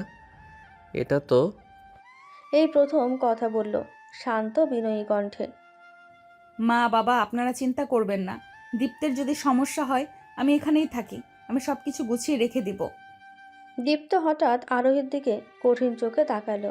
তার মনে হলো আরোহী খুব সহজেই নিজেকে ত্যাগী দেখাচ্ছে, যা তার বিরক্তিকে আরও বাড়িয়ে তুলল। চূড়ান্ত রায় দিলেন দেলোয়ার সাহেব। না আরোহী, তুই এখানেই থাকবি না। দীপ্ত তোকে আরোহীর সাথে নিতেই হবে। নতুন জীবন, নতুন শহর, দুজন একসাথে শুরু করব। আর কোনো কথা নয়, আমরা তোর জন্য সব গুছিয়ে দিচ্ছি। দীপ্ত মাথা নিচু করে রইল। সে জানত এই মুহূর্তে বাবার কথার উপরে কথা বলা সম্ভব নয়। সে মনে মনে আরও বেশি করে আরোহীর প্রতি বিতৃষ্ণ হলো। তার মনে হলো আরোহী যেন এক অদৃশ্য শিকল, যা তাকে তার ইচ্ছামতো জীবন কাটাতে দিচ্ছে না। লাগেজ গোছানোর সময় আরোহী দীপ্তর ঘরে এলো। দীপ্ত তখন নিজের জিনিসপত্র সরাচ্ছিল। আস্তে করে, আমি জানি আপনি চান না আমি আপনার সাথে যাই। আমি খুব দুঃখিত দীপ্ত, কিন্তু আমি এখন কি করব বলুন? আমি যদি না যাই তাহলে আপনার বাবা মার সম্মান নষ্ট হবে। আচমকা রেগে গেল। সম্মান? আপনারা সম্মান কি বোঝেন? আপনারা তো আমার জীবনটাই মিথ্যার উপর দাঁড় করিয়ে দিয়েছেন। রক্ষা করব, বিশ্বাস করুন। আমি ঢাকা গিয়ে আপনার পথে আসব না। আমি আপনার কাছে আপনার স্ত্রী হিসেবে কোনো অধিকার চাইব না। দীপ্ত আর কোনো কথাই বলল না। সে নিজের রাগ চেপে ধরে ব্যাগ গোছাতে শুরু করলো। পরদিন সকালে আরোহী দীপ্তের হাত ধরে ঢাকার উদ্দেশ্যে রওনা হলো। আরোহী বাইরে থেকে হাসলেও ভেতরে ভেতরে সে জানত সে এক অজানা শহরে যাচ্ছে, যেখানে তার স্বামী তার সবচেয়ে বড় অপরিচিত। দীপ্ত এবং আরোহী ঢাকায় এসে পৌঁছালো। অফিস থেকে পাওয়া ছোট কোয়ার্টারে তাদের নতুন এবং সম্পূর্ণ লোক দেখানো সংসার জীবন শুরু হলো। এই নতুন শহরে যেখানে পুরনো কোনো প্রতিবেশী বা কাকিমার চোখ ছিল না, সেখানে দীপ্ত আরোহীর থেকে কিছুটা দূরত্ব বজায় রাখতে পারবে বলে আশা করেছিল, কিন্তু বাস্তবটা হলো ভিন্ন। প্রথম কয়েকদিনই দীপ্ত টের পেল আরোহী কেবল গোছানো নয়, সে পরিস্থিতিকে দ্রুত নিজের নিয়ন্ত্রণে আনতে পারে। দীপ্তের ছোট অফিস কোয়ার্টারে আসবাবপত্র কম, পরিবেশ অচেনা, কিন্তু আরোহী খুব কম সময়ের মধ্যেই ঘরটাকে বাসযোগ্য করে তুলল। দীপ্ত সকালে উঠে দেখল তার অফিস কোয়ার্টারের একঘেয়ে রান্নাঘরটা পরিচ্ছন্ন গোছানো। আরোহী নিজেই বাজারে গিয়ে স্থানীয়দের সাথে কথা বলে প্রয়োজনীয় সব জিনিসপত্র কম দামে কিনে এনেছে। দীপ্তের অফিসের রুটিন সে মুখস্থ করে নিয়েছে। সময় মতো তার নাস্তা তৈরি, টিফিন গোছানো এবং শার্ট ইস্ত্রি করা থাকতো। এক সকালে দীপ্ত দেখল তার ল্যাপটপের চার্জার খুঁজে পাচ্ছে না। অস্থির হয়ে খুঁজতে গিয়ে দেখল আরোহী সেটা তার ব্যাগের একটি নির্দিষ্ট পকেটে গুছিয়ে রেখে দিয়েছে। অবাক হয়ে, এটা এখানে রাখলেন কেন? হাসি মুখে আরোহী বলে, আপনি তাড়াহুড়ো করলে জিনিস ভুলে যান, তাই জরুরি জিনিসগুলো গুছিয়ে রাখছিলাম। দীপ্ত আরোহীর এই পরিপক্কতায় প্রথমে বিরক্ত হলেও ধীরে ধীরে সেই নীরব সেবা ও যত্নে অভ্যস্ত হতে শুরু করলো। আরোহীর উপস্থিতি তার জীবনকে অবিশ্বাস্যভাবে সহজ করে তুলেছিল। 2 মাস খানেকের মধ্যে দীপ্ত উপলব্ধি করল আরোহীর অনুপস্থিতি তার জীবনকে কতটা বিশৃঙ্খল করে দিতে পারে। একদিন আরোহী আশিক আর দীপার সাথে ফোনে কথা বলছিল। দীপ্ত সেই সময় নিজের হাতে কফি বানাতে গেল। কফি মেশিনে গরম পানি ঢালতে গিয়ে অসাবধানে নিজের হাত পুড়িয়ে ফেলল। আ দ্রুত ফোন রেখে ছুটে এলো। কি হলো, হাত পুড়িয়েছেন? তাড়াতাড়ি ফ্রিজ থেকে বরফ বের করে আনে এবং যত্ন করে দীপ্তর হাতে লাগায়। এত অসতর্ক কেন আপনি? দীপ্ত যন্ত্রণা ও লজ্জায় চুপ করে থাকে। বরফ আনি লাগিয়ে নরম স্বরে, আপনি অফিসে গিয়ে ড্রেসিং করে নেবেন, আর একটু সাবধানে থাকুন। আপনি এতগুলো বছর একা ছিলেন কি করে? একটু অপ্রস্তুত হয়ে, আমি কফি বানাই না, দীপা বানাতো। মানে আমি কফি সব থেকে আনতাম। সেদিন দীপ্ত সারাদিন অস্বস্তিতে ছিল। সে বুঝতে পারল আরোহী চলে গেলে তার কি অবস্থা হবে। আরোহী কেবল তার ঘরের কাজই করছিল না, সে আসলে তার জীবনটাকেই গুছিয়ে দিচ্ছিল। তার পরিপক্কতা, তার নীরব যত্ন, সব মিলিয়ে দীপ্তর মনের দেওয়ালটা আস্তে আস্তে ভাঙতে শুরু করলো। তার মনে হলো অনু ছিল তার স্বপ্ন, আর আরোহী হলো তার বাস্তব, যে বাস্তব তাকে নির্ভরতা দেয়, নিরাপত্তা দেয়। রাতে দীপ্ত সোফায় শুয়েছিল, আরোহী ঘরে ছিল। ঘুমানোর আগে আরোহী দরজা খুলে তার দিকে তাকালো, আস্তে করে। মশা কামড়াচ্ছে না তো? আপনি সোফায় এত কষ্ট করে শুয়ে আছেন, আমার খারাপ লাগে। দীপ্ত সোফা থেকে উঠে বসলো। তার চোখে এখন আর বিরক্ত নেই, বরং এক গভীর চিন্তা। আপনি যান, আমার মশা কামড়াচ্ছে না। আরোহী চলে যাওয়ার পর দীপ্ত সোফায় হেলান দিয়ে বসে রইল। সে স্বীকার করতে বাধ্য হলো, এখন আর তার আরোহীকে অপছন্দ হয় না। সে বুঝতে পারল তার জীবনটা আরোহীকে ছাড়া চলছে না। মনে মনে, আমি যে মেয়েটাকে ঘৃণা করতে চেয়েছিলাম সেই মেয়েটাই আমার জীবনে এত সহজে মিশে গেল কি করে। ও আমার থেকে বয়সে বড়, কিন্তু ওর হাতের ছোঁয়া, ওর যত্ন আমার সব অভ্যাস বদলে দিচ্ছে। আমি ওকে ছাড়া থাকতে পারবো না। আমি কি ওকে ভালোবেসে ফেলছি নাকি শুধু নির্ভর করছি? যাই হোক, এই লোক দেখানো সম্পর্কটা আরোহীর সাথে আমার আর ভালো লাগছে না। দীপ্ত উঠে দাঁড়ালো।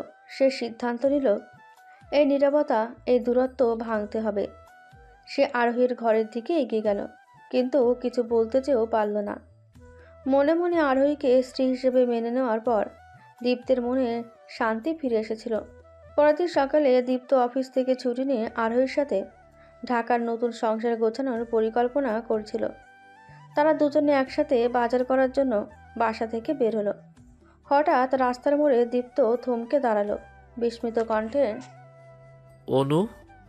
দীপ্ত দেখল রাস্তার উল্টো দিকে একটি মেয়ে, যাকে সে মৃতপ্রায় ভেবেছিল। সে দাঁড়িয়ে আছে। সে আর কেউ নয়, অনু। তার পরনে মলিন পোশাক, চুল এলোমেলো এবং চোখে ভয়। অনু দীপ্তকে দেখে ছুটে এলো, কাঁদতে কাঁদতে দীপ্তকে জড়িয়ে ধরে। দীপ্ত, তুমি? আমি জানতাম তুমি আসবে, আমাকে বাঁচাও। দীপ্ত হতবাক হয়ে আরোহীর হাত ছেড়ে দিল। আরোহী তখন দীপ্তের পাশে স্থির হয়ে দাঁড়িয়ে, তার মুখে কোনো ভাবান্তর নেই। এখানে কি হয়েছে তোমার? তুমি না পালিয়ে গিয়েছিলে? অনু দীপ্তের শার্ট চেপে ধরে, ভয়ে কাঁপতে কাঁপতে। না দীপ্ত, আমি পালাইনি। আমি রনিকে ভালোবাসি না। আমাকে জোর করে কিডন্যাপ করানো হয়েছিল। কিডন্যাপ? কে? কেন? অনু পাশে দাঁড়ানো আরোহীর দিকে আঙুল তুলল, তার চোখে তীব্র ঘৃণা। তোমার ওই স্ত্রী আরোহী ওই সব করেছে। ও আমাকে রনিকে দিয়ে কিডন্যাপ করিয়েছিল, যাতে ও তোমাকে বিয়ে করতে পারে। দীপ্তের মাথায় যেন বাজ পড়ল। সে দ্রুত আরোহীর দিকে তাকালো। আরোহীর মুখে তখন এক ভয়ঙ্কর নীরবতা, অবিশ্বাস নিয়ে। কি বলছো তুমি অনু? আরোহী? কেন করবে ও এমন? ও সব সময় তোমাকে চেয়েছিল দীপ্ত। ও আমার বিয়ের আগেই তোমার সাথে গোপনে দেখা করতে চেয়েছিল। আমি যখন ওকে ফিরিয়ে দিলাম, তখন ও এই জঘন্য ষড়যন্ত্র করলো। রনি আমার পিছনে লেগেছিল। আরোহী ওকে টাকা দিয়ে আমার বাবার অসুস্থতার সুযোগ নিয়ে আমাকে সরিয়ে দেয়। ও তোমাকে মিথ্যে বলেছে। ও তোমার থেকে 4 বছরের বড়, ডিভোর্সি। তবুও সব সম্মান আর ভালোবাসা ছিনিয়ে নিতে আমার জীবন নষ্ট করে দিল। অনু চুপ করো, বাবার অসুস্থতা নিয়ে। চিৎকার করে, বাবার অসুস্থতা? বাবা জানলে তোমাদের দুজনের কাউকে ক্ষমা করবে না। ও আমার সব কেড়ে নিয়েছে দীপ্ত। আমাদের বাসর রাত, আমার স্বামী, আমার জীবন। দীপ্তের মাথা ঘুরতে লাগলো। সে দেখলো অনু তার সামনে দাঁড়িয়ে কাঁদছে। তার চেহারা প্রমাণ করছে সে সত্যিই কষ্টে ছিল। আরোহী পাশে দাঁড়িয়ে শান্তভাবে পরিস্থিতি দেখছে। দীপ্তের মনে পড়ল, আরোহী প্রথম দিনেই জানিয়েছিল অনু পালিয়ে গেছে, কিন্তু সে কেন পালিয়ে যাওয়ার গল্পটা এত সহজে বিশ্বাস করলো। আরোহী তো প্রথম থেকেই তার চেয়ে বেশি অভিজ্ঞ ছিল, বড় ছিল। সব মিলিয়ে দীপ্তের মনে আরোহীর প্রতি এক তীব্র সন্দেহ দানা বাঁধল। আরোহীর হাত শক্ত করে চেপে ধরল, তার চোখ এখন রাগে জ্বলছে। তুমি এত বড় মিথ্যা বলতে পারলে? আমার পরিবারের সম্মান, বাবার অসুস্থতা, এই সব তোমার সাজানো নাটক? কেন? আরোহী নীরবে দীপ্তর দিকে তাকালো। তার চোখে জল ভরে এলো, কিন্তু সে কোনো প্রতিবাদ করল না।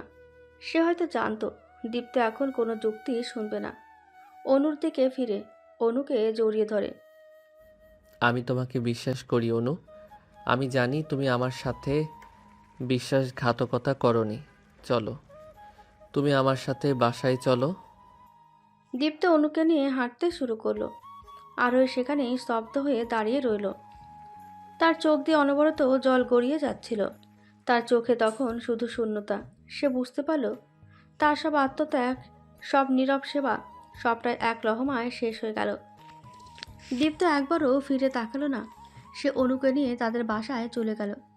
অনুকে নিয়ে দীপ্ত যখন ঢাকায় তাদের ছোট কোয়ার্টারে ফিরল, তখন আরোহী তখনও বাসার দরজার সামনে থম মেরে দাঁড়িয়েছিল। দীপ্তের চোখে তখন আরোহীর প্রতি কোনো নির্ভরতা বা শ্রদ্ধা ছিল না, ছিল শুধু প্রতারিত হওয়ার তীব্র ক্রোধ। দীপ্ত অনুকে ভেতরে ঢুকিয়ে দিয়ে আরোহীর দিকে ঘুরে দাঁড়ালো। তার কণ্ঠস্বর কাঁপছে, কিন্তু সিদ্ধান্ত কঠিন।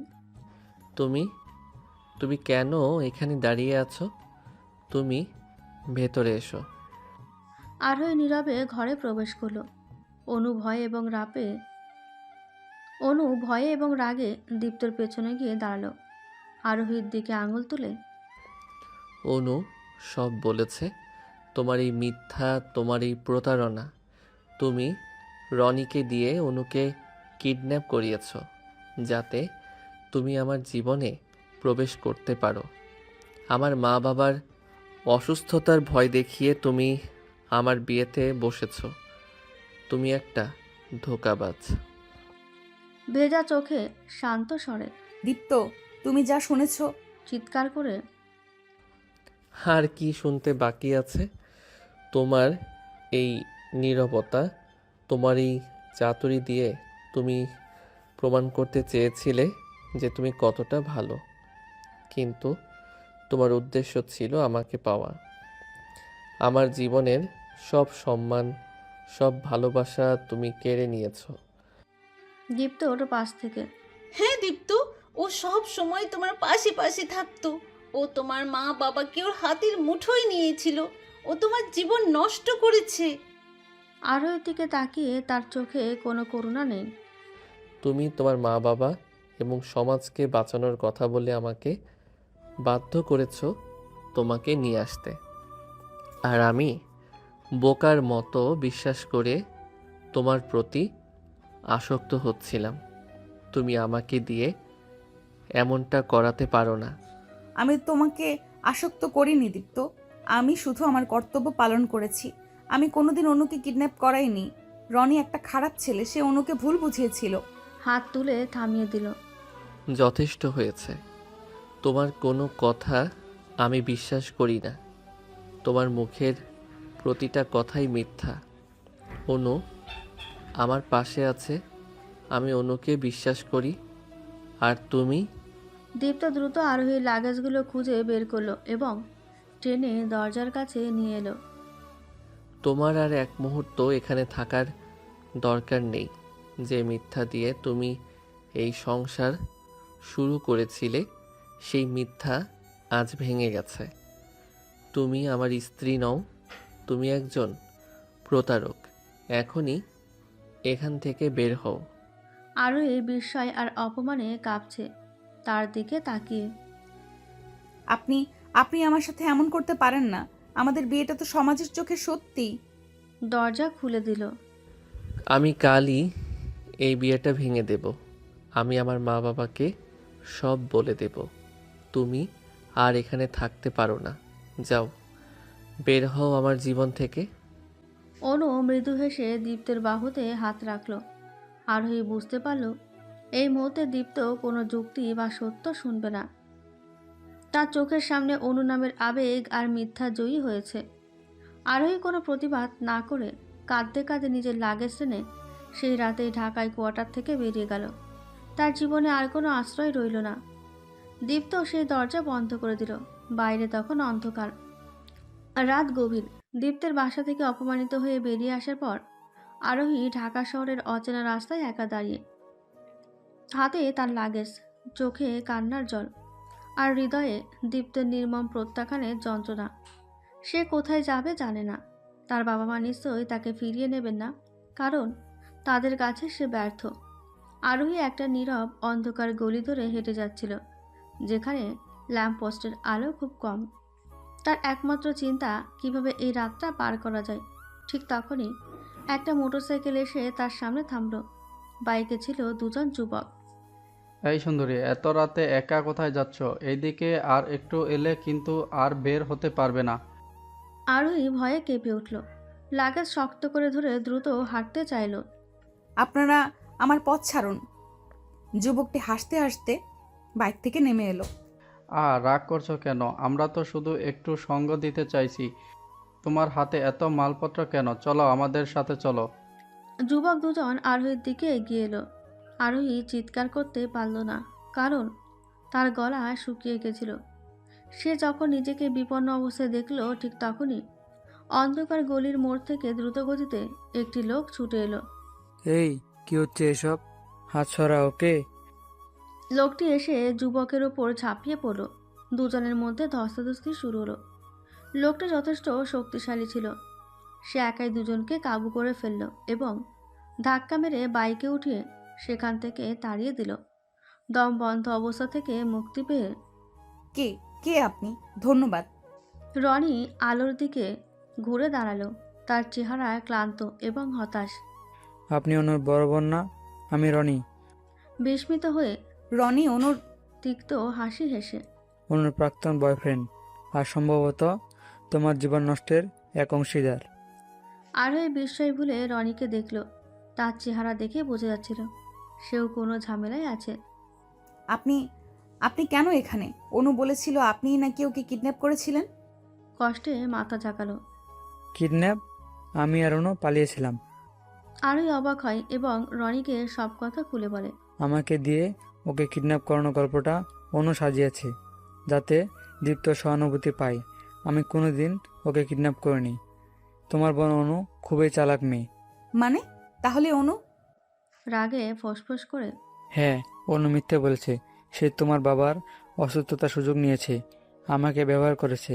আমার যা কিছু ছিল, টাকা সোনাদানা সব কিছু নিয়ে সে আমাকে এই ঢাকা শহরে ফেলে রেখে পালিয়েছে। আমি যখন টাকা খুঁজতে ওর কাছে যাই, ও আমাকে চিনতে অস্বীকার করে। তাহলে তাহলে দীপ্তকে দেওয়া ওর সব কথা মিথ্যা? তুমি ওকে বাঁচাতে নিজের জীবন দিয়ে দিচ্ছিলে। অনু ফিরে এসেই বানানো গল্পটা সাজিয়েছে। আমি ওর সাথে থাকতে চাইতাম, কিন্তু ও ছিল লোভী। ও তোমার চেয়ে কম বয়সে সুবিধাটা নিয়েছে। তোমার ডিভোর্স হওয়া, বয়সে বড় হওয়া সব কিছু তোমার বিরুদ্ধে অস্ত্র হিসেবে ব্যবহার করেছে। ও আমার কাছ থেকে ওর টাকা চুরি করেছে, আর দীপ্তর কাছ থেকে ওর জীবন চুরি করেছে। আরোহী আর কিছু বলার শক্তি পেল না। সে মাটিতে বসে পড়ল। তার সব অপমান, সব যন্ত্রণা মিথ্যে ছিল না, কিন্তু সে অপরাধী ছিল না। সে নির্দোষ হওয়া সত্ত্বেও দীপ্ত তাকে অপমান করে ঘর থেকে বের করে দিয়েছে। রনি আরোহীকে দেখল। তার চেহারায় এক ধরনের সহমর্মিতা। দুজনেই অনুর শিকার। এখন কি করবে? তোমার তো কোথাও যাওয়ার জায়গা নেই। জানি না। আমারও কোনো থাকার জায়গা নেই, কিন্তু তুমি একলা এই রাতে থাকতে পারবে না। আমার কাছে একটা ঠিকানা আছে, তুমি আপাতত সেখানে থাকতে পারো। তারপর কাল সকালে তুমি নিজের মতো ব্যবস্থা করো। আরোহী তখন এতটাই বিপর্যস্ত ছিল যে তার পক্ষে আর কোনো সিদ্ধান্ত নেওয়া সম্ভব ছিল না। সে রনির সাহায্য মেনে নিল। এক মিথ্যাবাদী প্রতারকের কারণে দুই নির্দোষ মানুষ এক চরম অচেনা পরিস্থিতিতে এসে দাঁড়ালো। রাতভর রাস্তায় চরম অনিশ্চয়তার মধ্যে কাটানোর পর পরের দিন সকালে আরোহী এবং রনি দীপ্তের কোয়ার্টারের সামনে এসে পৌঁছালো। রনি ছিল ক্লান্ত, কিন্তু প্রতিশোধ নেওয়ার জন্য দৃঢ় প্রতিজ্ঞ। আরোহী ছিল শান্ত, কিন্তু তার চোখে ছিল কঠিন সত্যের আগুন। দীপ্ত তখনও অনুকে নিয়ে ঘরের ভেতর। অনু তাকে সেবা করে, মিথ্যে গল্প শুনিয়ে সম্পূর্ণ বশ করে ফেলেছে। দরজায় সজোরে ধাক্কা পড়ল। দীপ্ত দরজা খুলে আরোহী এবং রনিকে একসাথে দেখে স্তম্ভিত হয়ে গেল। তার চোখে সন্দেহ আর ক্রোধের এক মিশ্রণ। কঠিন স্বরে, তুমি আবার কেন এসেছো? আর এ কে? ভেতর থেকে দ্রুত এসে রনিকে দেখে ভয়ে কেঁপে উঠল। রনি, তুমি তুমি এখানে কেন এসেছো? অনুর দিকে ঘৃণার দৃষ্টিতে তাকিয়ে। কেন এসেছি? তোমার সব মিথ্যের মুখোশ খুলে দিতে এসেছি। আরোহীর দিকে আঙুল তুলে অনু বলেছে তুমি এই রনিকে দিয়ে তাকে কিডন্যাপ করিয়েছিলে? কিডন্যাপ? আমি আর অন্য পালিয়েছিলাম দীপ্ত, প্রেম করে। তোমার টাকা বা তোমার জীবন আমার দরকার ছিল না, কিন্তু অনু আমাকে ব্যবহার করেছে। আমার বিশ্বাস, আমার টাকা সব কিছু কেড়ে নিয়ে সে পালিয়েছে। তোমার সহানুভূতি পাওয়ার জন্য সে কিডন্যাপের নাটক সাজিয়েছে। এই হলো প্রমাণ। ও আমার সব টাকা নিয়ে ভেগেছে। আতঙ্কিত হয়ে, না দীপ্ত, ও মিথ্যে বলছে। ও আমাকে জোর করেছিল। আরোহী এবার কথা বলল। তার কণ্ঠস্বর শান্ত অথচ অসম্ভব দৃঢ়। দীপ্ত, অনু সত্যি কথা বলছে না। আমি কোনো ষড়যন্ত্র করিনি। তোমার বাবা মা অসুস্থ, এই ভয়টা সত্যি ছিল। অনু নিজের সুবিধার জন্য রনিকে ব্যবহার করেছে, আর যখন রনির কাছ থেকে তার সব কিছু চাইবার ছিল তা শেষ হয়েছে, তখন তোমার কাছে সহানুভূতি পেতে এই গল্প সাজিয়েছে। অনু আমার কাছ থেকে তোমার সম্মান কেড়ে নিয়েছে, আর এই লোকটির কাছ থেকে ওর সব টাকা চুরি করেছে। দীপ্ত, পৃথিবী যেন দুলে উঠল। অনুর চোখের ভয়, রনির তীব্র ক্রোধ, আরোহীর শান্ত প্রতিবাদ, সব মিলিয়ে দীপ্ত বুঝতে পারল সে আবার চরম ভুল করেছে। অনু তাকে এমনভাবে প্রতারিত করেছে যা আরোহী কল্পনাও করেনি। অনুর সেই মলিন পোশাক, সেই কান্না, সবই ছিল অভিনয়। মাথা চেপে ধরল। তার চোখ এখন অনুর দিকে, যেখানে কোনো ভালোবাসা নেই, আছে শুধু ঘৃণা। তুমি তুমি আমার সাথে এমন করতে পারলে? তুমি রনির টাকা চুরি করেছো? কাঁদতে কাঁদতে দীপ্তের পা জড়িয়ে ধরতে চাইল। দীপ্ত, বিশ্বাস করো, ও ভালো ছেলে না। ও আমাকে ব্ল্যাকমেল করেছিল। অনুকে দূরে সরিয়ে দিল। তুমি চুপ করো। রনি একজন শিকার, আরোহী একজন শিকার, আর তুমি সেই প্রতারক। দীপ্ত দ্রুত ফোন বের করে সরাসরি থানায় ডায়াল করলো। আমি দীপ্ত বলছি। আমার বাসায় একজন প্রতারক আছে। সে কিডন্যাপের মিথ্যা অভিযোগ এনে আমার স্ত্রীকে ঘর থেকে বের করে দিয়েছে। শুধু তাই নয়, সে এই লোকটির কাছ থেকে মোটা অঙ্কের টাকা চুরি করেছে। আপনারা দ্রুত আসুন। অনু কাঁদতে শুরু করলো, কিন্তু দীপ্তের মনে তখন অনুর প্রতি কোনো করুণা ছিল না। কিছুক্ষণের মধ্যেই পুলিশ এসে পৌঁছালো। কি হয়েছে এখানে? অনুর দিকে নির্দেশ করে, ইনি সেই ব্যক্তি আমার স্ত্রীর বিরুদ্ধে মিথ্যা অভিযোগ এনেছেন এবং এই ভদ্রলোকের টাকা চুরি করেছেন। রনি, আপনি আপনার অভিযোগ জানান। রনি এবং দীপ্তের সাক্ষ্য শুনে পুলিশ অনুকে গ্রেপ্তার করলো। অনু হাউমাউ করে কাঁদতে কাঁদতে আরোহীর দিকে তাকালো, কিন্তু আরোহী তাকে এক মুহূর্তের জন্য দেখলো না। অনুকে নিয়ে পুলিশ চলে গেল। দীপ্ত দরজা বন্ধ করলো। ঘরে এখন শুধু সে আর আরোহী। দীপ্ত আরোহীর দিকে ঘুরে দাঁড়ালো। তার চোখে তখন চরম অনুশোচনা আর অপরাধ বোধ। আরোহী, আমি কি করলাম? আমি তোমার নির্দোষিতা যাচাই না করে তোমাকে অপমান করে ঘর থেকে বের করে দিলাম। আমি তোমাকে বিশ্বাস করিনি। নীরবে দাঁড়িয়ে তার চোখে এখন আর জল নেই, আছে গভীর কাঠিন্য। আপনি আমার নির্দোষিতা নয় দীপ্ত। আপনি আপনার নির্ভরতাকে যাচাই করেননি। আপনি যাকে ঘৃণা করতে চেয়েছিলেন সেই আপনার জীবন সহজ করে দিয়েছিল, আর আপনি যাকে ভালোবাসতে চেয়েছিলেন সে আপনার জীবন নষ্ট করেছে। আরোহীর সামনে হাঁটু গেড়ে বসলো। অপরাধ বোধে তার মাথা নত। আমাকে ক্ষমা করো আরোহী। আমাকে তোমার ভালোবাসা, তোমার বিশ্বাস সব কিছু প্রমাণ করার একটা সুযোগ দাও। আমাকে আর একবার তোমার স্বামী হিসেবে মেনে নাও। আরোহী দীপ্তর দিকে তাকালো। তার সামনে সেই দীপ্ত যে তাকে একবার প্রত্যাখ্যান করেছিল আর একবার আশ্রয় দিয়েছিল। এখন সে অনুতাপে পড়ে তার কাছে ক্ষমা চাইছে। আরোহী জানত এই মুহূর্তে তার সিদ্ধান্তই এই সম্পর্কের ভবিষ্যৎ নির্ধারণ করবে। দীপ্ত নতজানি হয়ে আরোহীর কাছে ক্ষমা ভিক্ষা করছিল। তার চোখে অনুশোচনা আর অপরাধবোধের ছাপ, যা আরোহীর মনকে নরম করে দিল। অনুকে নিয়ে সমস্ত মিথ্যা আর নাটক শেষ হওয়ার পর আরোহী বুঝতে পারল তার উপর আর কোনো প্রতিশোধ বা অপমানের বোঝা চাপানো হয়নি। আরোহী দীপ্তর দিকে তাকালো। কিছুক্ষণ নীরব থাকার পর তার কণ্ঠে কোমলতা এলো। আপনি উঠুন দীপ্ত, এভাবে হাঁটু মুড়ে থাকবেন না। দীপ্ত ধীরে ধীরে উঠে দাঁড়ালো। তার দৃষ্টি তখনও আরোহীর ওপর স্থির। ভয়ে ভয়ে সে আরোহীর সিদ্ধান্তের অপেক্ষা করছিল। আমি জানি আমার ভুলের কোনো ক্ষমা হয় না। আমি শুধু আপনার মুখে অনুর নাম শুনেই আপনার প্রতি আমার সমস্ত বিশ্বাস ভেঙে দিলাম। আমি আপনাকে প্রতারক ভাবলাম। আমার সেই আঘাতের জন্য আমি সত্যিই লজ্জিত। কথাগুলো বলতে বলতে দীপ্তের চোখ দিয়ে জল বেরিয়ে পড়ে। বাইরে আমি আপনার প্রতি যে অন্যায় করেছি তা কি শুধরে নেওয়ার কোনো সুযোগ আমার নেই? আমি জানি আমাদের বিয়েটা একটা মিথ্যার উপর শুরু হয়েছিল, কিন্তু এখন আমি বিশ্বাস করি আপনি আমার জীবনের একমাত্র সত্য। আমাকে আর একবার বিশ্বাস করুন আরোহী। আমি আপনাকে ক্ষমা করে দিলাম দীপ্ত, কিন্তু এই ক্ষমা খুব সহজ নয়। আপনি আমাকে একবার নয়, দুবার নয় প্রত্যাখ্যান করেছেন। একবার সমাজের ভয়ে, আর একবার ভুল মানুষের কথায়।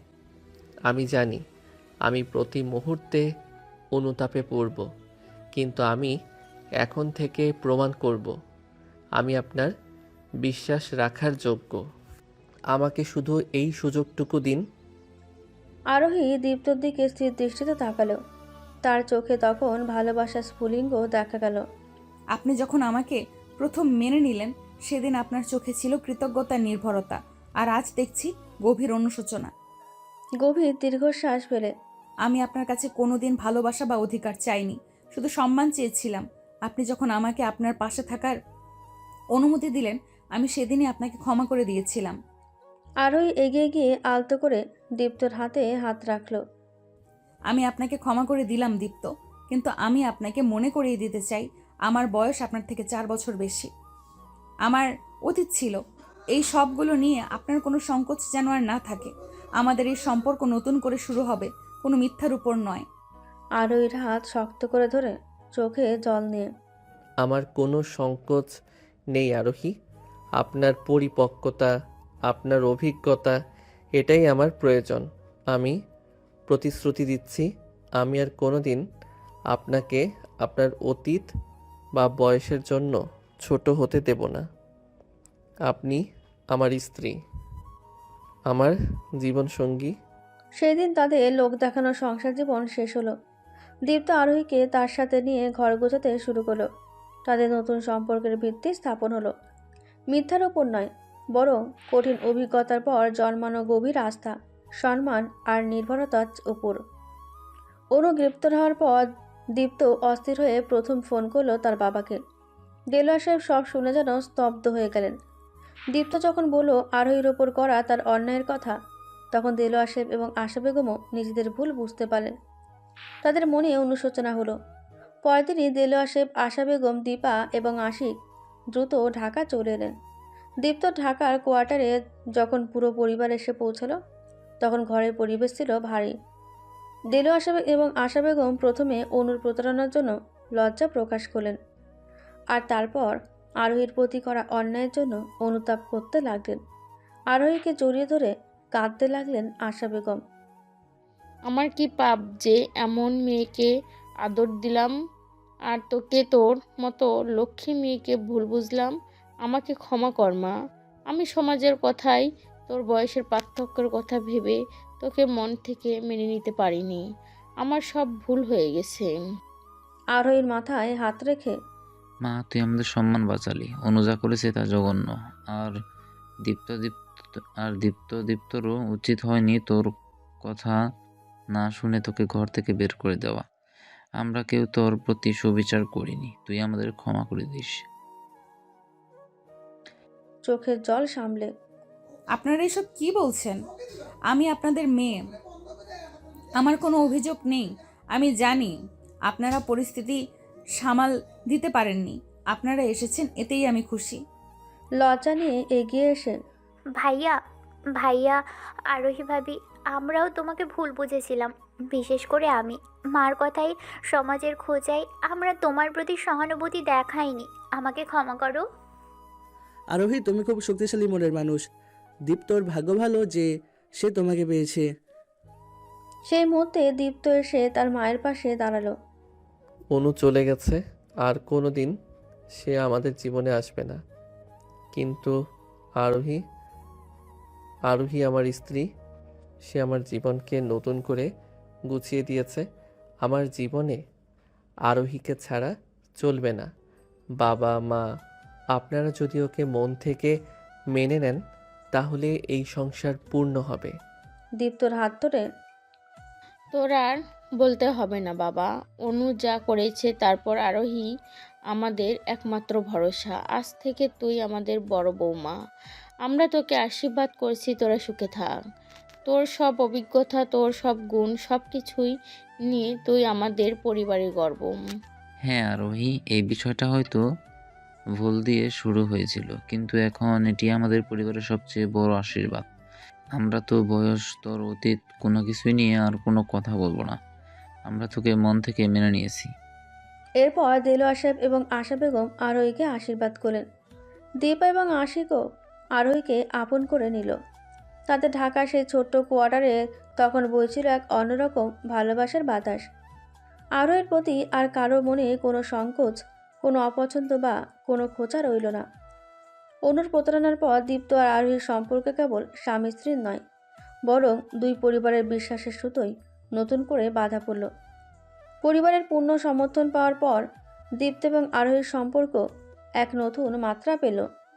যে সম্পর্ক শুরু হয়েছিল চরম মিথ্যা আর লোক দেখানো চুক্তির উপর, তা এখন পরিণত হলো গভীর বিশ্বাস এবং অনাবিল ভালোবাসায়। দিন পেরোনোর সাথে সাথে দীপ্ত উপলব্ধি করতে লাগলো আরোহীর প্রতি তার অনুভূতি কেবল নির্ভরতা নয়, বরং তা গভীর প্রেম।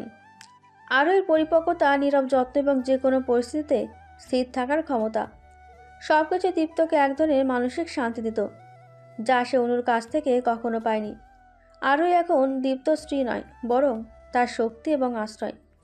একদিন রাতে যখন তারা একসাথে ঘরে ছিল, দীপ্ত আরোহীকে নিজের কাছে টেনে নিল। আরোহীর কপালে আলতো করে চুমু দিল। আপনি বলেছিলেন আমি আপনাকে ভালোবেসে ফেলবো না, শুধু নির্ভর করব। কিন্তু আমি ভুল ছিলাম আরোহী। আমি এখন আপনাকে প্রচণ্ড ভালোবাসি। অনুকে ভালোবাসা ছিল এক উচ্ছ্বাস, এক স্বপ্ন, আর আপনাকে ভালোবাসা হলো এক পরম সত্য, এক শান্ত আশ্রয়। দীপ্তর বুকে মাথা রেখে মৃদু হেসে, আপনার ভুল ভাঙতে পেরে আমার ভালো লাগছে। আমি আপনাকে কোনোদিন জোর করিনি। আমি শুধু চেয়েছিলাম আমার কাজগুলো যেন আপনাকে কষ্ট না দেয়, আর আপনার কাছে আমার বয়সের পার্থক্য বা আমার অতীত এসব যেন কোনো বাধা না হয়। আরও চুল বিলি করতে করতে, আমার কাছে এখন কোনো পার্থক্য নেই। আপনিই আমার জীবন। আপনি আমাকে শিখিয়েছেন অভিজ্ঞতা কেবল বয়স দিয়ে আসে না, আসে জীবনকে মেনে নেওয়ার সাহস দিয়ে। আপনি আমার জীবনের সবচেয়ে বড় উপহার। আরোহী আর দীপ্ত সম্পর্ক এখন শুধু তাদের দুজনে নয়, তাদের দুই পরিবারেরও। দেওলার সাহেব প্রায়ই গর্ব করে বলতেন, আমার বড় বৌমা অন্যরকম, সে আমাদের মান রেখেছে। আশা বেগম আরোহীকে ছাড়া এক মুহূর্ত থাকতে পারতেন না। আরোহী এখন আর সমাজের খোঁচা বা বয়সের সংকোচের শিকার নয়, বরং সে দীপ্তের হৃদয়ের রানী এবং পরিবারের স্তম্ভ। যে বাসরাতে শুরু হয়েছিল চরম মিথ্যা দিয়ে, সেই বাসর ঘরে ধীরে ধীরে গভীর ভালোবাসার সাক্ষ্য বহন করলো। তাদের প্রেম প্রমাণ করলো ভালোবাসার জন্ম হতে পারে যে কোনো পরিস্থিতিতে, যে কোনো বয়সে এবং যে কোনো মিথ্যার পর। প্রয়োজন শুধু একটি জিনিস, বিশ্বাস। আরোহী এবং দীপ্ত সেই বিশ্বাস, সম্মান আর ভালোবাসা দিয়েই তাদের জীবনের পথ চলা শুরু করলো। দীপ্ত এবং আরোহীর জীবনে নেমে আসা ঝড়ের পর অবশেষে শুরু হলো তাদের বহু প্রতীক্ষিত সুখের সংসার জীবন। অনুর প্রতারণা এবং রনির সত্য ফাঁস হওয়ার পর তাদের সম্পর্কের ভিত্তি আরও মজবুত হয়েছিল। তারা ঢাকাতেই নিজেদের একটি নতুন সুন্দর ফ্ল্যাটে সংসার পাতল। আরোহীর পরিপক্কতা এবং দীপ্তর গভীর আস্থা, এই দুইয়ের সমন্বয়ে তাদের সংসার দ্রুতই এক আদর্শ রূপ নিল। আরোহী কোনোদিন দীপ্তের ওপর কর্তৃত্ব ফলাননি, বরং দীপ্ত নিজেই প্রতিটি গুরুত্বপূর্ণ সিদ্ধান্তে আরোহীর পরামর্শ চাইত। দীপ্তের অফিসে বড় কোনো সিদ্ধান্ত নিতে হলে সে প্রথমে আরোহীর সাথে আলোচনা করত। আরোহীর অভিজ্ঞতা এবং বাস্তব জ্ঞান প্রায়শই দীপ্তকে সঠিক পথ দেখাতো। এক সন্ধ্যায় বাড়ি ফিরে আরোহী একটা নতুন প্রজেক্ট এসেছে, খুবই চ্যালেঞ্জিং, কিন্তু আমার মনে হয় আমি পারবো না। হাসি মুখে কফি এগিয়ে দিয়ে কেন পারবেন না? আপনার প্রতিভা আছে, কিন্তু ঝুঁকিটা কি? আমার মনে হয় আপনি ঝুঁকিটা আমাকে বলুন। চলুন দুজনে একসাথে হিসাব করি। এভাবে প্রতিটি চ্যালেঞ্জ আরোহী ছিল দীপ্তর নীরব সহযোগী। দীপ্ত বুঝতে পারত আরোহীর বয়স বা অতীত কোনো বাধা নয়, বরং তা তার শক্তি। দীপ্ত এখন আরোহীর চেয়ে 4 বছরের ছোট হওয়ায় কোনো সংকোচ বোধ করতো না, বরং গর্ব করত। দেলোয়ার এবং আশা বেগম প্রায়ই ঢাকা আসতেন। তারা আরোহীর যত্ন এবং দীপ্তর জীবনযাত্রায় সন্তুষ্ট ছিলেন। আশা বেগম এখন আরোহীর কাছে নিজের মন খুলে কথা বলতেন, যা তিনি অনুকে কখনোই বলতে পারেননি। আরোহীর হাত ধরে মা, তুই এই সংসারটাকে যে শান্তি দিয়েছিস তা আমি কোনোদিনই ভুলবো না। অনু শুধু বাহিরের সৌন্দর্য দেখাতো, আর তুই ভেতর থেকে শান্তি এনেছিস। আমার খুব শান্তি লাগে তোদের দুজনে একসাথে দেখি। দীপ্ত, তোর ভাগ্য ভালো। আরোহী কেবল তোর স্ত্রী নয়, তোর বন্ধু, তোর পরামর্শদাতা। জীবনে এমন সঙ্গিনী পাওয়া ভাগ্যের ব্যাপার। তাদের ভালোবাসার সম্পর্ক এখন আর নীরব যত্নে সীমাবদ্ধ ছিল না। তারা মন খুলে একে অপরের প্রতি অনুভূতি প্রকাশ করত। এক ছুটির দিনে তারা দুজন নদীর ধারে বেড়াতে গেল। দীপ্তর কাঁধে মাথা রেখে আপনি সেদিন আমাকে ফিরিয়ে দিলে আমার জীবন হয়তো অন্যরকম হতো, হয়তো কোনোদিন শান্তি পেতাম না। আরোহীকে কাছে টেনে নিয়ে আমাকে সেদিন ফিরিয়ে দেওয়া উচিত ছিল, তাহলে আমি এতদিনে অনুকে নিয়ে ভুল ভেঙে আপনার কাছে আসতাম। অনু আমাকে স্বপ্ন দেখতে শিখিয়েছিল, আর আপনি আমাকে বাঁচতে শিখিয়েছেন। আমার আর কোনো স্বপ্ন নেই আরোহী, আপনি আমার শেষ কথা। আরোহী আর দীপ্তের নতুন সংসার ছিল ভালোবাসার এক নতুন সংজ্ঞা, যেখানে প্রেম এসেছিল জটিলতা আর দুঃখ পেরিয়ে। তারা প্রমাণ করল জীবনের ভুল মোড়াও কখনো কখনো সবচেয়ে সুন্দর গন্তব্যে পৌঁছে দেয়। তাদের জীবন ভরে উঠল সুখ, সম্মান আর গভীর আস্থায়। দীপ্ত এবং আরোহীর ভালোবাসার সম্পর্কের 1 বছর পূর্ণ হলো। তাদের জীবনে এলো সেই মুহূর্ত যা তাদের সংসারকে পূর্ণতা দিতে পারে। আরোহী গর্ভবতী। দীপ্ত এই খবরে আত্মহারা। তার কাছে আরোহীর বয়স বা অতীত কোনোটাই এখন আর কোনো বাধা নয়, বরং সে এখন শুধু আরোহী ও তাদের অনাগত সন্তানের ভবিষ্যতের স্বপ্নে বিভোর। আরোহী এবং দীপ্ত প্রথম চেক আপের জন্য শহরের নামকরা একজন স্ত্রীরোগ বিশেষজ্ঞের চেম্বারে অপেক্ষা করছিল। দীপ্তের চোখে মুখে ছিল উত্তেজনা, আর আরোহী ছিল শান্ত কিন্তু আনন্দিত। আরোহীর হাত ধরে ফিসফিস করে তুমি কিছু চিন্তা করো না, সব ঠিক থাকবে, আমাদের সন্তান হবে। আরোহী, তুমি কি খুশি, তাই না? দীপ্তর দিকে হেসে আপনার চেয়ে কম নই দীপ্ত, কিন্তু আমার একটু ভয়ও করছে। তারা যখন অপেক্ষমান কক্ষে বসেছিল, ঠিক তখনই চেম্বারের দরজা দিয়ে একজন ব্যক্তি প্রবেশ করলো।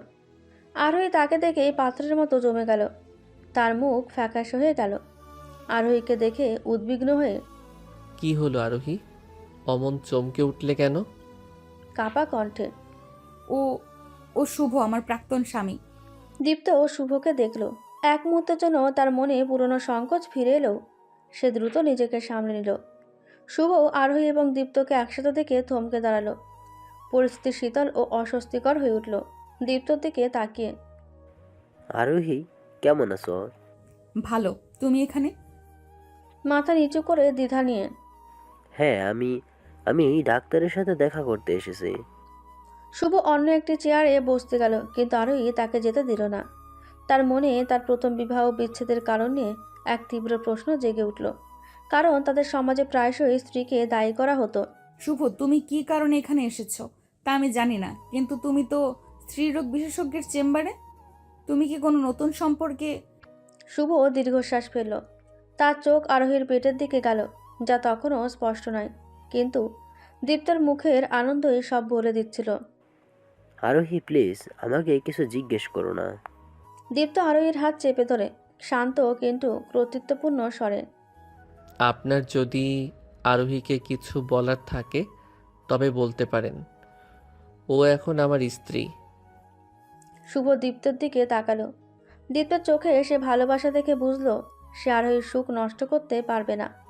না, তোমাদের সুখী দেখে ভালো লাগছে। আমার যা বলার আছে তা ব্যক্তিগত। আরোহী উঠে দাঁড়ালো। তার অতীতের সব অপমান যেন এই মুহূর্তে দূর করার সুযোগ এসেছে। তুমি কি এখানে জানতে এসেছো কেন তুমি বাবা হতে পারছো না শুভ?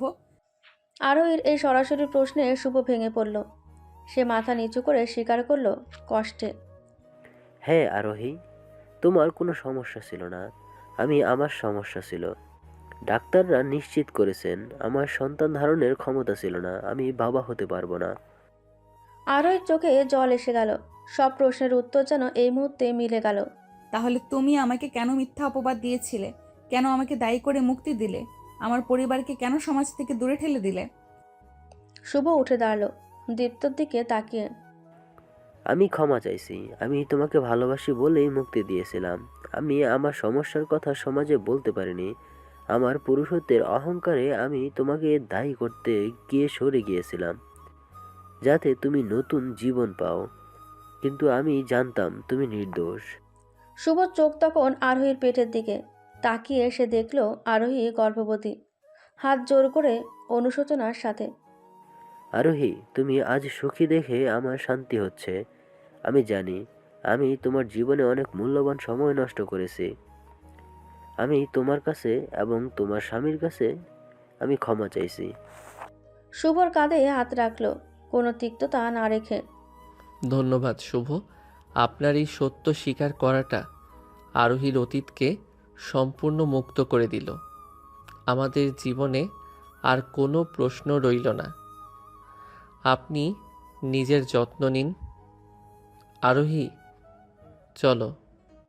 আরোহী এক গভীর মুক্তি আর তৃপ্তি নিয়ে দীপ্তর সাথে চেম্বারের দিকে হেঁটে গেল। তার প্রাক্তন স্বামীর কাছ থেকে পাওয়া এই সত্য তার প্রথম বিবাহ বিচ্ছেদের সমস্ত কালিমা মুছে দিল। দীপ্ত তাকে আলতো করে জড়িয়ে ধরল। আরোহীর কাছে এখন শুধু ভালোবাসার আগামী দিনের সুখ অপেক্ষা করছিল। আরোহী এবং দীপ্ত জীবনে শুভর আগমন একটি বন্ধা অতীত থেকে আরোহীকে সম্পূর্ণরূপে মুক্তি দিল। তাদের সম্পর্কের ভিত্তি এখন এতটাই মজবুত যে এই সামান্য ঘটনায় কোনো চিত ধরল না, বরং তাদের বন্ধন আরও দৃঢ় হলো। এরপর কেটে গেল কয়েকটি মাস, যত্নের মাস, অপেক্ষার মাস। দিন গুনতে গুনতে সেই সময় এলো। আরোহীর প্রসব বেদনা শুরু হতেই দীপ্ত তাকে নিয়ে দ্রুত হাসপাতালে ছুটল। দীপ্ত ছিল অস্থির, উদ্বিগ্ন। আরোহী ছিল শান্ত এবং দৃঢ়। হাসপাতালের করিডোরে দেলোয়ার সাহেব, আশা বেগম, দীপা এবং আশিক সকলে অপেক্ষার প্রহর গুনছিলেন উদ্বিগ্ন নিয়ে। আহারে, আমার লক্ষ্মী বউটা কত কষ্ট পাচ্ছে। আল্লাহ মুখ তুলে চান যেন সব ঠিক থাকে। দীপ্তের কাঁধে হাত রেখে। শান্ত হো বাবা, আরোহী খুব সাহসী মেয়ে, সব ঠিক হয়ে যাবে। দীর্ঘ অপেক্ষার পর নার্স যখন হাসি মুখে করিডোরে এলেন, তখন সবার উৎকণ্ঠাটা যেন এক মুহূর্তে দূর হলো। আপনাদের পরিবারের লক্ষ্মী এসেছে, ফুটফুটে এক কন্যার সন্তান হয়েছে। মা আর মেয়ে দুজনেই সুস্থ আছেন। দীপ্তের চোখ জলে ভরে গেল। সে নিজের অনুভূতি ভাষায় প্রকাশ করতে পারছিল না। সে দ্রুত আরোহীর কাছে গেল, ক্লান্ত আরোহীর হাত ধরে। আরোহী, তুমি আমাদের জীবন পূর্ণ করে দিয়েছ। ক্লান্ত হেসে। আমাদের মেয়ে দেখুন ঠিক আপনার মতো। দীপ্ত নবজাতক কন্যাকে দেখল, ছোট্ট সুন্দর এক মুখ। যে সম্পর্ক শুরু হয়েছিল মিথ্যা প্রতারণা আর লোকনিন্দার মধ্যে, সে সম্পর্ক আজ এই নিষ্পাপ শিশুর মাধ্যমে সত্যিকারের পূর্ণতা পেল। এই শিশু তাদের প্রেমের ফসল, তাদের সংগ্রামের শেষ এবং মধুরতম ফল। শিশুটিকে প্রথম যখন আশা বেগম কোলে নিলেন, তার চোখে তখন আনন্দাশ্রু। নাতনিকে আদর করে, আমার লক্ষ্মী, আমার ঘরের এত সুখ এনে দিলি। আরোহী মা, তুই সত্যি আমাদের পরিবারকে বাঁচালি। এইসব আমাদের পরিবারের নতুন শুরু। এদের বাবা মা দুজনেই কঠিন পরিস্থিতি মোকাবেলা করেছে। নাম হোক মুক্তি। আবেগময় কণ্ঠে। না বাবা, এর নাম হবে আস্থা। যে বিশ্বাস আর ভরসার উপর আমাদের সম্পর্ক টিকেছে। হাসি মুখে। আমাদের মেয়ে দীপ্তি, দীপ্তির প্রথম সন্তানের নাম হবে আলোময় দীপ্তি। সবাই এই নাম মেনে নিল। দীপ্তের জীবনে নেমে আসা অন্ধকার, আরোহীর প্রতি তার সন্দেহ, সবকিছু যেন এই নবজাতক কন্যার আগমনে দূর হয়ে গেল। যে আরোহী একসময় ছিল সমাজে পরিত্যাজ্য, সে আজ দীপ্তের ভালোবাসা, দীপ্তের আস্থা এবং পরিবারের আনন্দ।